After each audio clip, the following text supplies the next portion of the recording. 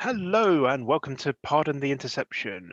This week with myself, Lee, our regular host, Nick, and we also have a special guest host standing in for Conrad, who cannot make it this week, who is? Gareth Bale. Okay, we have Mr. Bale in the house.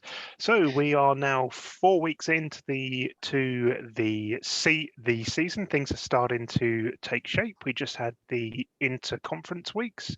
So let's start taking a look at the games.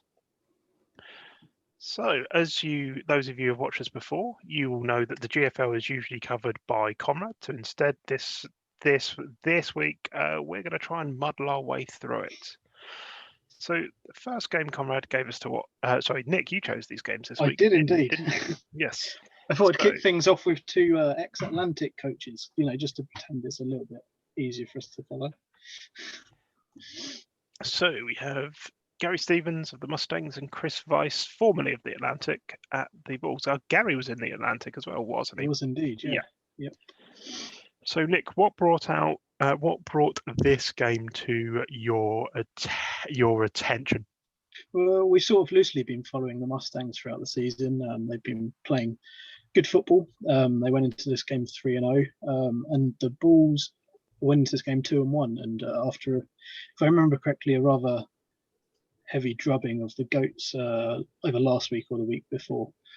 So this was a game that stood out as one that was indeed close, and the Mustangs just about had enough to get it over the line, and are now looking pretty good for the playoffs. Yes, it's another great performance by the quarterback of the Mustangs, who was just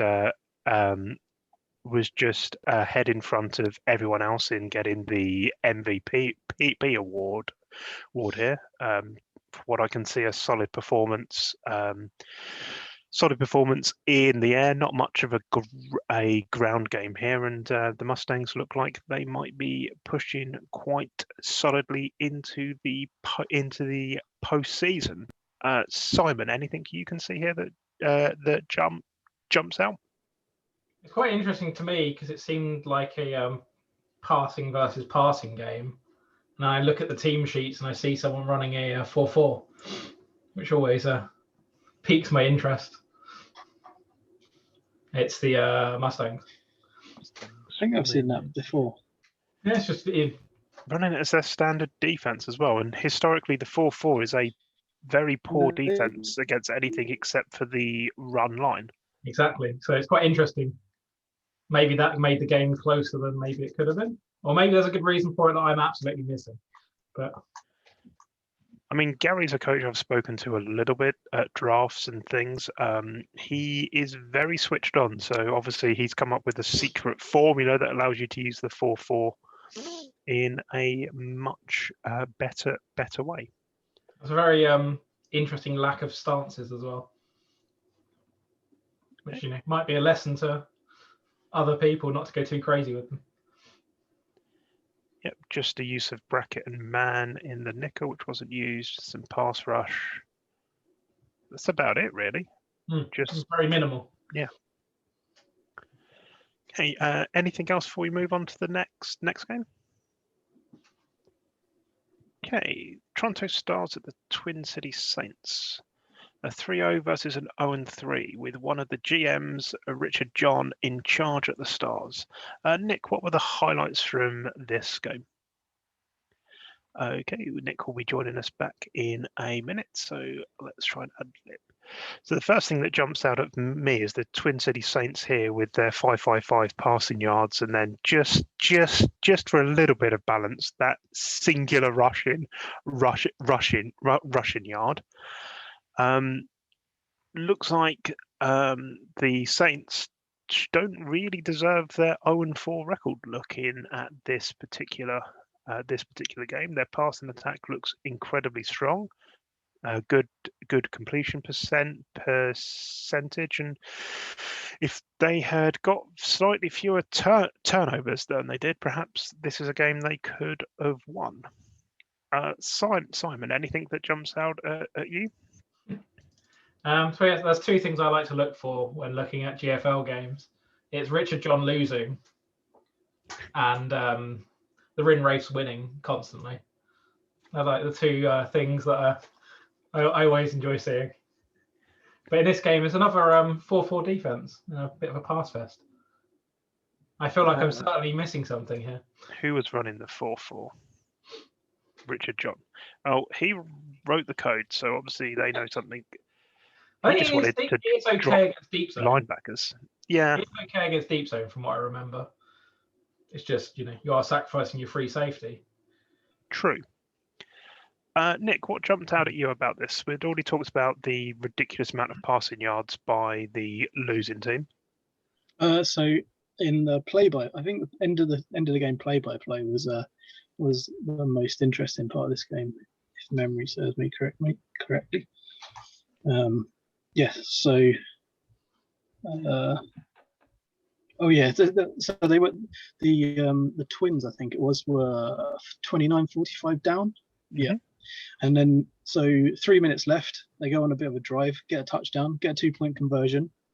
Then they go for the onside kick, pick up, retain possession, get a touchdown. So they did all the hard work and missed in the 2-point conversion at the end. And I'm not sure I've actually seen a successful onside kick in any games I've watched before, so this confused me an awful lot.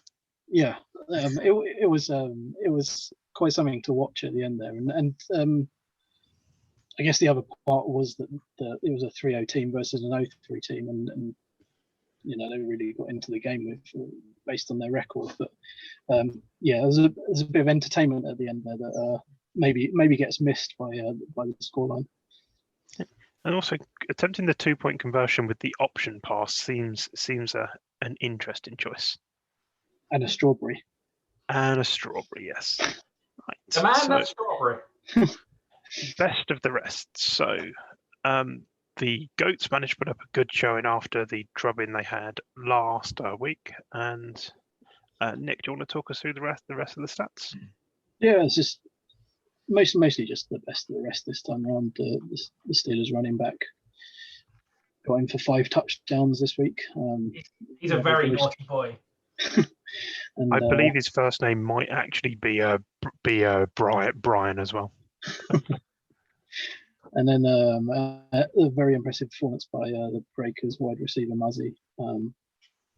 And I like a good few sacks, so you might find a few more defensive ends on these best of the rest this week.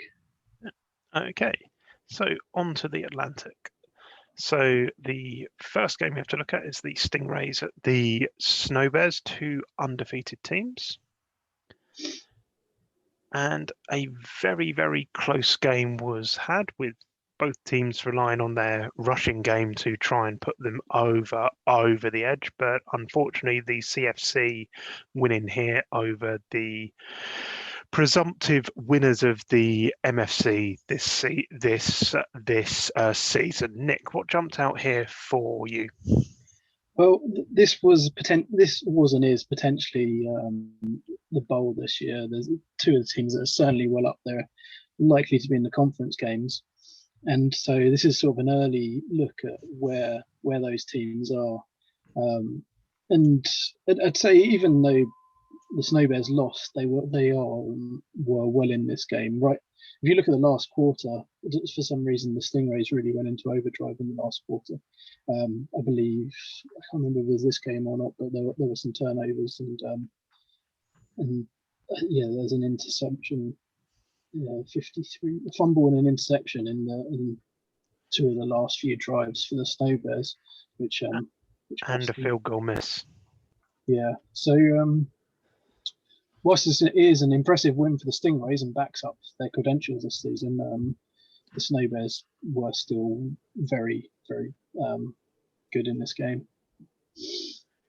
Okay, Simon, does anything jump out at you about this game? I'd say this looks like the Snow Bears got slightly unlucky here. Looked like they were dominating the game a bit more than maybe the result suggests.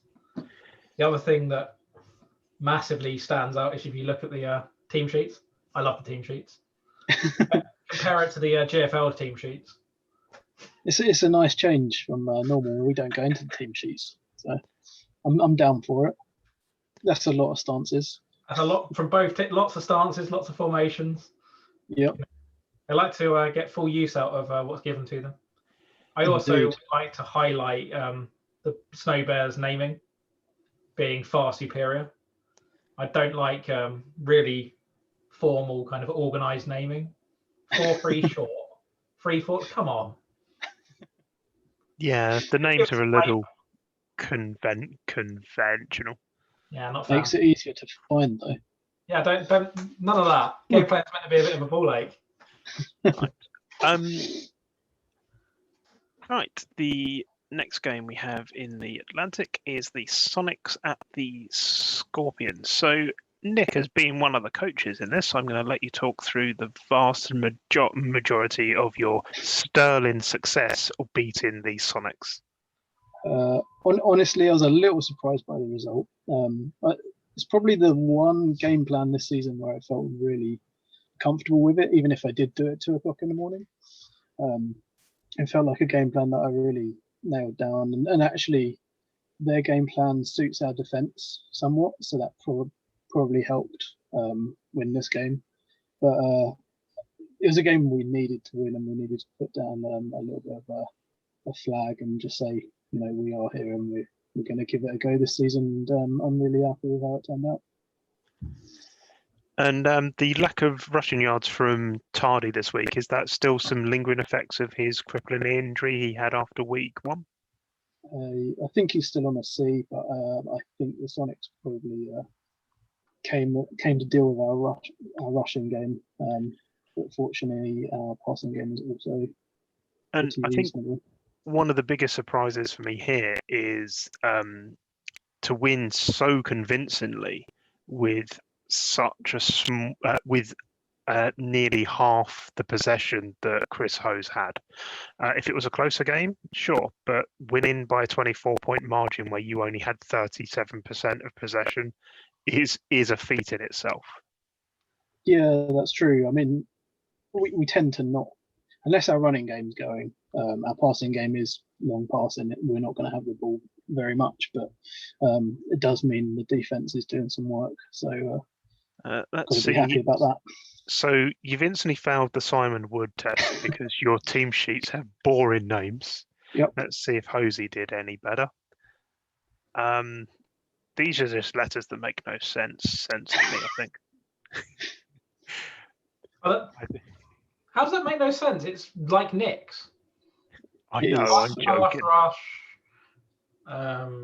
something like deep downs, probably. Pass drop deep, outside pass drop deep.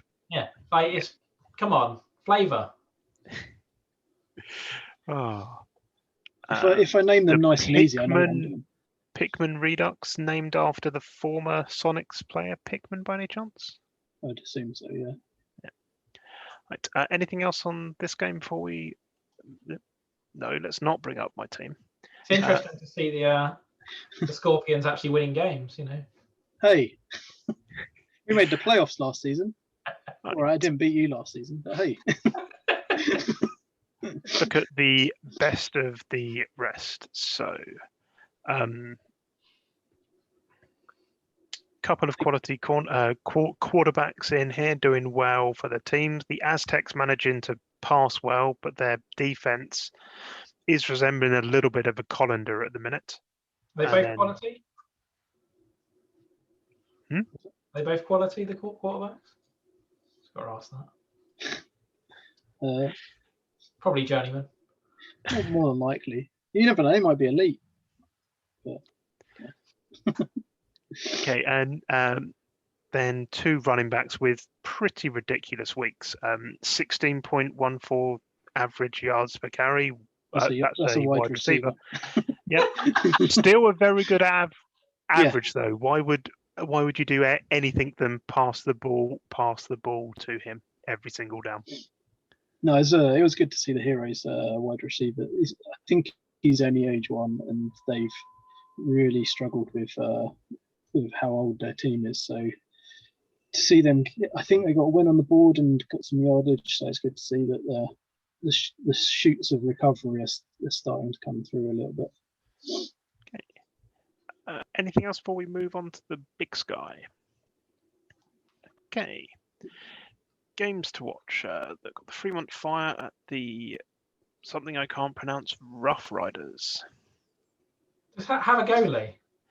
Come on. Credigan. I'm going to say Kerry Diggian. Kerry Diggian. Okay. That'll do. Nick, I can see a close game here with the team with more yardage just missing out in the last quarter. What brought your eye to this? So the Fire came into this game undefeated, looking very strong this season. Rough Riders, I believe, were top of their division, or close in their division. Their division is quite tight, if I remember correctly. And I think the Fire in general were expected to win this game, and not necessarily easily, but easily enough, touchdown to 10 points, something like that. And to see Rasmussen run all over the Rough Riders defense, but still come up short, was a bit unfortunate for the Fire. I would say the most unfortunate thing was, I think there's 5 minutes to go, and they were on the 0 yard. They were 0 in goal, and picked up a 15-yard penalty, if I remember correctly. Somewhere. There you go. Sorry, 2 minutes to go, even closer. Now Rasmussen had run all game. They got to this position, and then 15-yard penalty, and they couldn't get it in from there.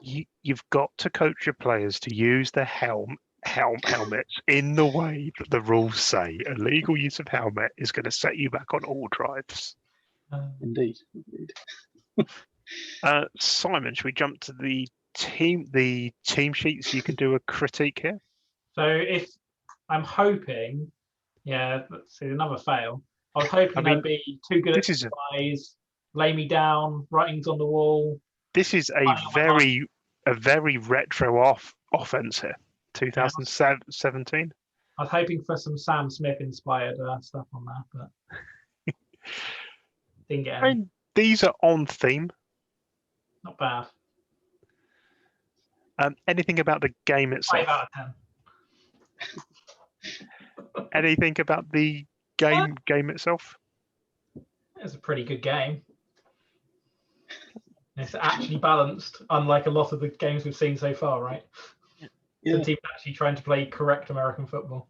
Newcastle Eagles at the St. Lawrence Shadows. So Coach Bate getting a little bit stifled here. Nick, what was the story you saw here? With the Eagles, as you say, coached by Coach Bate, probably went into this game. Most people would expect them to be winning this game. The Shadows, no pushovers themselves, 2-1 record, and I think they're in a tough division. So to come into this game, put up good numbers, and their defense did some good work as well. And the running backs have done most of the work for them. 6 yards per carry for their main running back. And they did a great job of containing the Eagles. They've lost on turnovers and they've beaten them on yards. They've got more first downs, but nearly twice as many first downs as well. So it's a really solid performance from the Shadows, and certainly a team that's worth looking out for going throughout the season, because that's an impressive win, I feel. It's definitely something I like about the fact we're going to score 7 points each quarter. That's it. 1 touchdown a quarter. We're not a greedy team. Then let's have a look at the team sheet. So Andy Bate got some. Andy Bates, bringing it. Boring names. He's bringing it compared to everyone else. True. And then we've got the Shadows. Some fairly boring names on stances there, but good use. Seeing again, teams making use of the stances and the different formations as well. Simon, anything further to add? No, nothing on this one. I like the consistency. Lots of Okay. sound. Look at the best of the rest in the big sky here. So a couple of quarterbacks and a running back. I thought someone was promising us a lot of defensive ends. Yeah. I've also not one of those quarterbacks clearly doesn't play for the Mosquito Coast Maroons, so I've clearly messed something up there. But where's yeah, the lineman? I don't know. Maybe the next leagues. There's definitely some more. Maybe I know there's at least a cornerback and at least one defensive end somewhere. I'm sure of it. If we get to the end and we haven't, I've not done my job properly. I mean, I'm not here, so you know. These stats are definitely impressive, showing that there is a healthy passing game and running game available in the league. Interesting that the two quarterbacks are of the same team. Is that correct? Yeah, that's what I was saying. I messed it up. That's sorry. a typo. Yeah. Didn't catch that. I was like, bloody hell, that's impressive. So that would have been impressive. Although you missed last week where a cornerback passed for 700 yards, I think it was. I had 800 yards in one game last season. Nick, can you remember which team it is that have the running back receiver? It is Trips. I know it's Tripson and it's in the B. He only got 125 yards receiving, I think, this week. Just need to bring up these stats, Simon, because they are quite funny. If you go to I think the season, if you go week 4 top performers or whatever. Regular season receiving. I think he got another 120. I want to say 125. He was just up the top 10. There he is. This guy's a running back, and he has 1,000 yards receiving on the season. Yeah, absolute beast. I need to look into this now. Which team? Giant Hornets. Yeah, Giant Hornets. Give us some love. Yeah. Green Bay Highlanders at the Oakland Classics. Change league. So the Oakland Classics, obviously under a caretaker coach at the minute, as Coach Quantrell's had to take a little bit of a step back for personal reasons. We do wish him the best and hope him a speedy return to the game. This just looked like a solid game. One of the reasons I chose it is I just wanted to look at the classics and look at the sterling job that Richard Jackson's doing in Coach Quantrill's absence, making a great use of the balanced offense they've got there. No, solid performances from their passing unit and their rushing unit, and just getting the work done at the end of the day. Nick? Yeah, it looks like a good all-rounder performance. Almost the same passing yards as rushing yards, so nice balanced offense there. If I remember correctly, the Highlanders are no pushovers, so you know, getting the job done against them. Maybe the 3 turnovers hurt them a little bit, but they've done a good job there to beat the Highlanders, you know, fairly easily in the end. Okay, let's take a look at the Simon Wood test. So some good footnotes in this one. It's better than the rubbish up top. Some good footnotes. One of their formations was called Club Soda. Yep. Oh, what's the footnote you're looking at? Just enjoying all the people that are lower than level 9. That's quite interesting. Yep. Oh, yeah, I find it odd that they have that come up. It gives you a rough idea of what their level is, or at least what their maximum level is. Anything else about the game itself, Simon? No, you guys have said it all. Okay. Then the Miami Destruction at the Arctic Badgers. Had to choose this game, 1, because it's a close game, and 2, because it is the home of Strom. What is there to say? He is an aging force, and he is still doing incredibly well. Nick, anything further to add? No, one, I was disappointed that Strom didn't get the MVP award. But other than that, yeah, it's another impressive performance from the Badgers, rushing offense, to big running backs there. They do a lot of damage by the looks of things, and they look pretty unstoppable to some extent. Destruction are a pretty good team, so yeah, it must be good for the Badgers to get the win there. And Strom is still going strong. And I do like to see that Stromwatch has been embraced by the league, as the comments show. And I'm going to make a prediction that one of the first things that Simon's going to say is the Destruction should move to Dusseldorf. That is true. Although got some breaking news on Strom. Mm-hmm. He's actually a bit of a typo. It was actually meant to be Storm. Right, let's have a There look. should be Stormwatch, just so you know. Simon test. Doesn't sound as good. The names aren't as good here, but right. Simon, anything to add?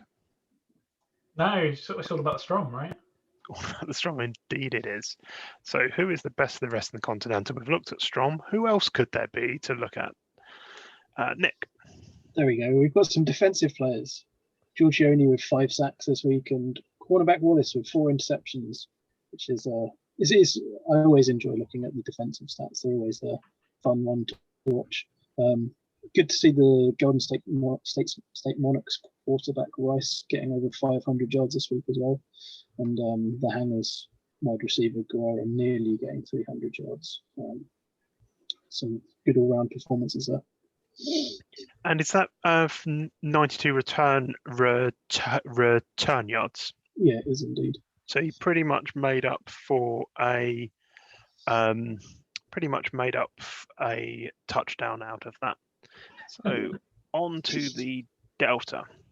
I can leave you guys to go through these. You can indeed. Right, look at Worley and Biloxi, both 3-0 teams, both very strong teams. So Worley is king of the trades, won an early Delta Bowl in his career and looks to be having a very strong team this year.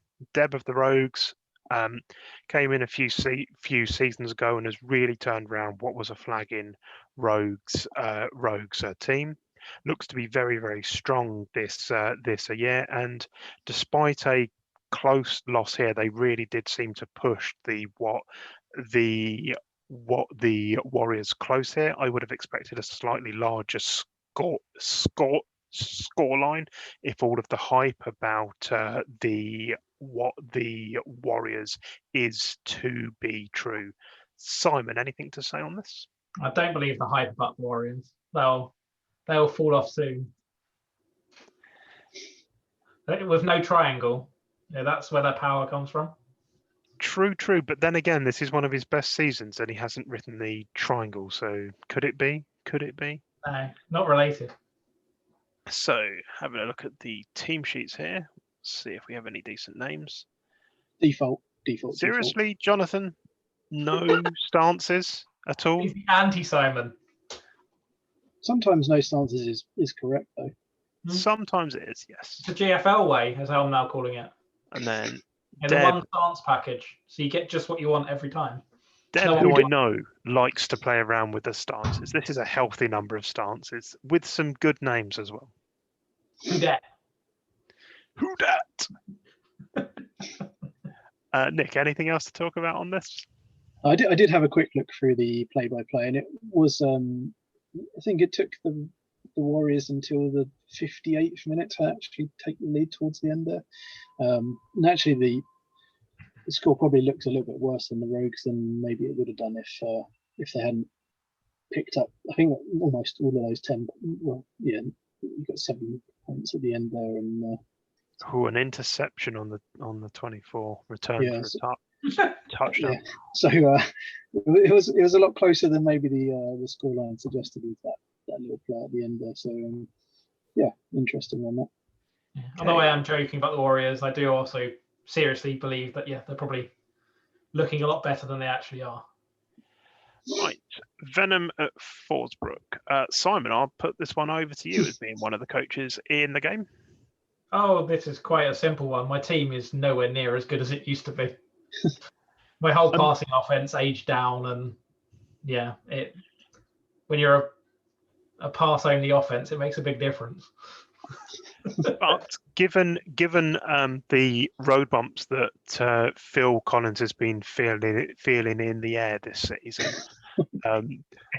are you disappointed that this was the week that Razzle Faust actually seemed to come back and do closer to what he has been doing in the past? It was a combination of him being an easy lover and the fact that both of Phil's wide receivers were injured. True. So only ever going to be running the ball in this game. If we look at the team sheets here, so you have This is a real test. fairly boring names, Simon. No, I'm disappointed. Brown 2, Brown 3. Brown. Brown sauce. But I did do this 2 a.m. Nick special. Yes. This game plan. Unlike my game plan against you, which I actually seeded information in the Atlantic Avenue, which was incorrect, in case you watched it. What did you do? I'll tell you afterwards. 62 rushes. Yes. As Simon said, Phil has no wide receivers. Okay. They're both injured. So all he can do is run. Tell you the most interesting part of this game was actually where everyone tried to attempt field goals at the end of the game. For no reason. I don't know what was going on. So Forsbrook Fury attempted a field goal on 1st and 10, and then they missed, and then I think they tried it again, and then Simon's team nearly got in field goal range, well. And then here we go. Field goal on 1st and 10. There we go. See, first streak. Yeah, but the first field goal that was scored was on 1st and 10. and then Simon's receiver didn't fancy it, so he gave the ball back to them. And then they thought, we don't fancy it, so we'll just try and field goal at 1st and 10. And then it was streak. Oh, maybe we should try a field goal, and they missed. Why didn't you try another streak? That's what I want to know. I'm going well. It was a bizarre end to the game. I don't know whether the settings were incorrect for the Fury or whether there's a bug there. But 1st and 10 field goal attempts is with 1 minute left in the game is something a bit strange. It's an interesting one. Taking knees is for weak people. Oh. 1st and 10, we're in field goal range, lads. Let's kick it. Anything else to add to anybody? No, it's all good. Boring game. Best of the rest in the Delta. Brocious, the Sacramento Robber Barons have really come out as a big powerhouse. They were threatening it last season, losing close games. They seem to have got the few key bits of their passing offense now in. They're just going to pass it deep against you every single day, and they're going to put up big numbers. You can stop them, or you can outscore them. I'd vote for stopping them because they seem to score a lot of points. The Frome Katanas, LJE, we do not believe you. Your team is still extremely strong. You can claim you're not as strong as you were as much as you like. I do not believe it. Hornets, they're starting to come out of their shell a little bit. Roscoe having a very good game. Patriots having a strong game, and also getting 6 sacks with defensive end is a strong thing. Guys, anything else to comment on from the Delta or anything here? Yeah, the Robber Barons are an interesting one. I'm just disappointed the Robber Barons aren't the Boone Robber Barons. Yeah, Sacramento doesn't really go with Robber Barons anywhere near as well. But they do look impressive based on. The thing about the Robber Barons is that if people have a decent secondary, they're quite easy to beat because they're running a 20-40-40 quarterback with no running game. So if you have a decent secondary, they're not that hard to stop. But if you have any gaps in your secondary, they'll pass all over you. Yeah, I think they picked up. They've got a running back in training, I think, at the minute. So they're going to be a force to be reckoned with. If they could combine that with some form of running game, it would be a very, very good team. Obviously, always hard to build all the pieces at once. Indeed. On to the Empire. The Armageddon Kings at the Jacksonville Hunters. Nick, what brought this game to your attention? Well, so far the Kings have looked pretty impressive in the Empire, starting off 3-0. And then we have the High Hunters of legendary fame. Postman Pat is in this game, and and so Postman Pat actually did some work this week. He got a couple of touchdowns. Did also throw a couple of interceptions, but I was actually pretty impressed with how the High Hunters attacked this game. Lots of rushing yards, lots of passing yards. Pretty much shut down the Kings' offense, and dominated the game really. And I think in the comments a few were saying this is what they might expect to be the Empire Bowl. And if it is, then the High Hunters certainly have a bit of a leg up so far. Although maybe is it the I think there's some home field advantage and potential motivation that also kicked in this game. So it's not it doesn't tell the whole story, but it's certainly an idea of where the teams are. We can see the motivation from here. What for the Kings? I think so. Yeah, I think I could be wrong. Doesn't look like there's motivation, because that comes that usually comes as a footnote. It might have been the other Empire game they're covering. So I mean, as we can see here, Postman Pat has finally delivered, and yes, Simon, that player is actually called Postman Pat. He was brought to our attention by Jez. Last week he's delivered. Last week he did not deliver at all. So Royal Mail do eventually deliver. It might take them a while, but they will eventually get through. I don't have anything else to add on this game. Simon, should we check the namings of his? The name of the team is, some secret. So I see Postman Pat's got an injury. What? Is Postman Pat injured? We need to find this out. Jacksonville High Hunters roster. I just like the way of getting high in there to make it sound like he's the High Hunters, when actually it's just the Hunters. Your quarterback's got a B, and you're putting him on injured reserve. Certainly a B. Pat gets the VIP treatment, Lee. True. He must have. We have Robotnik has returned. So he must have. Does that say more about Postman Pat than we?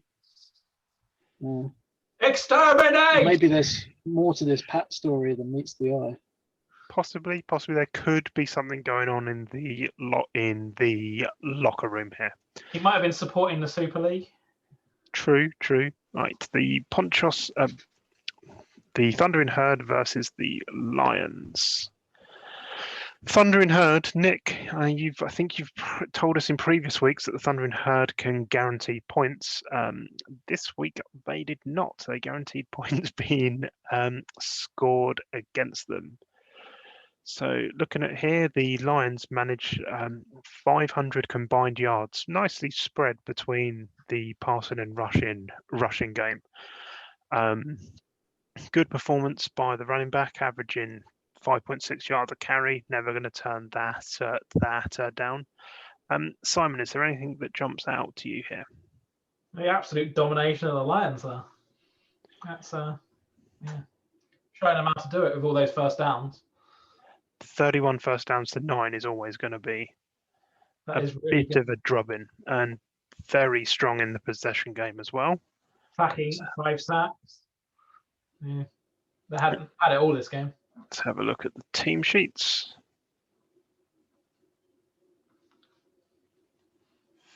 Fairly normal names.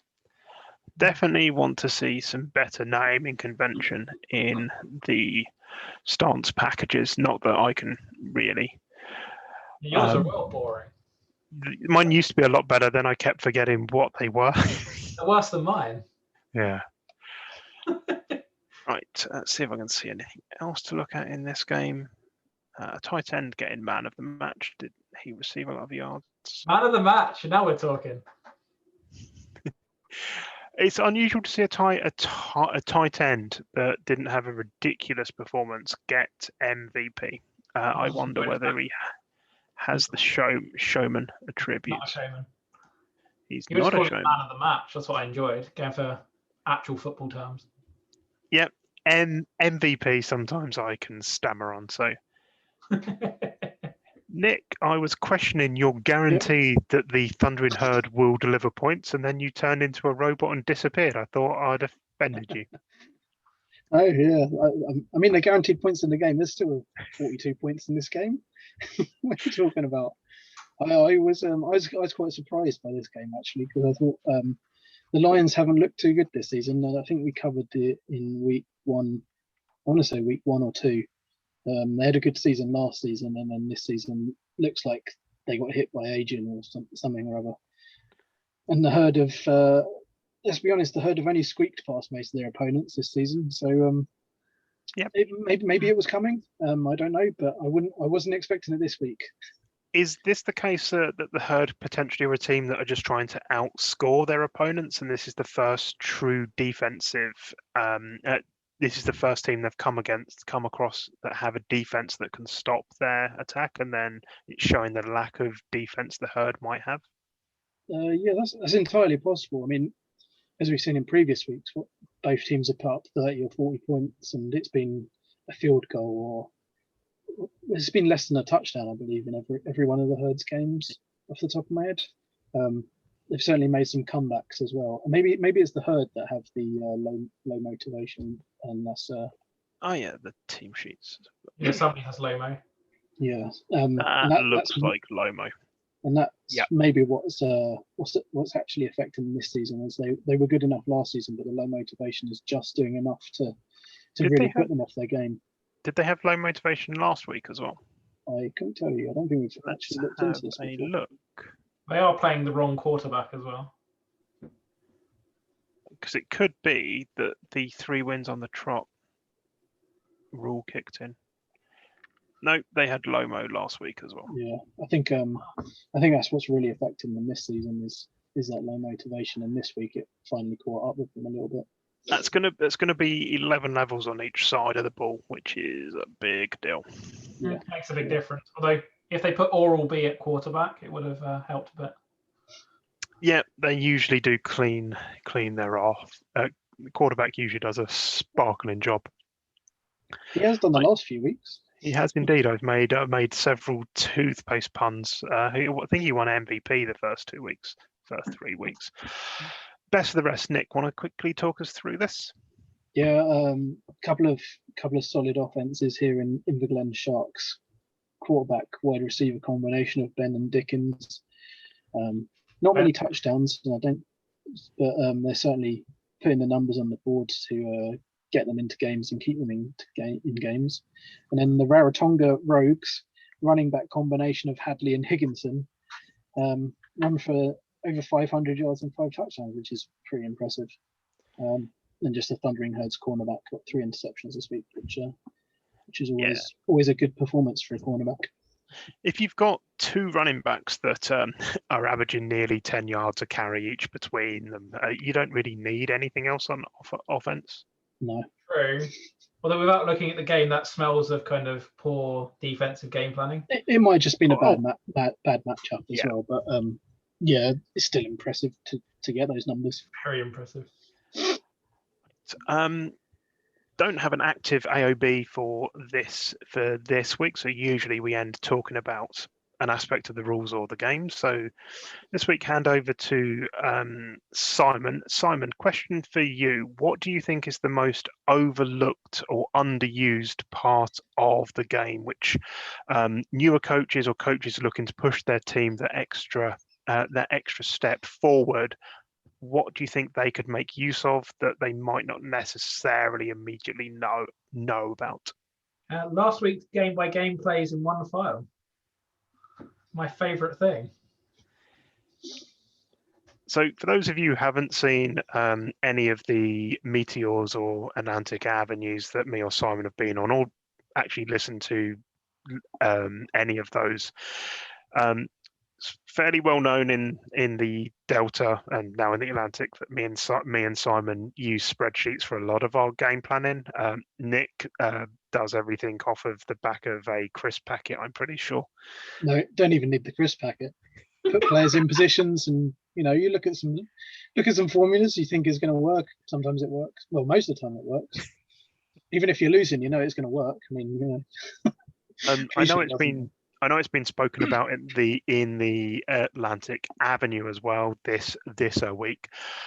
There's no right way to play this game. You don't have to have a spreadsheet and go through the numbers. You can play this game by feel. There's a lot of very successful coaches that just do it by feel and understanding of the rules, and they don't run the numbers and simulate the numbers. However, you can learn a lot from your opponents by using the last week's game play-by-plays.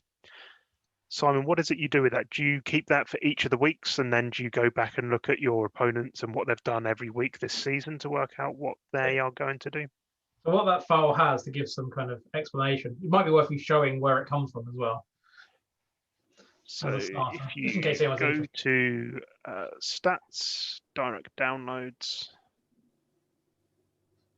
and last week's game-by-game players in one file. I can So in actually that, read it essentially them all. has a line for every play that was made in every game for every week of the current season. So what you can do there is very quickly, if you're a person like me that loves a spreadsheet, you can very quickly work out where your opponent attacks with very minimal effort. It takes all of about a minute once you got it set up. So you just go, you know, this season they're hitting the deep zone and the short zone, or or they only ever really run this play or that play. That's like the real basics. You can go to very detailed levels and go, this player gets all of their yards and that type of thing. There's a lot of power that you can generate. Once you convert it to a CSV, it's a lot easier to read. The only thing it is missing is it's missing the header lines. If you want the header lines, please reach out to me. I have them. I can send you the header lines for it. I don't know why it's not in the file. I really don't. Makes it just that little bit harder. That's like the spirit of Gridiron.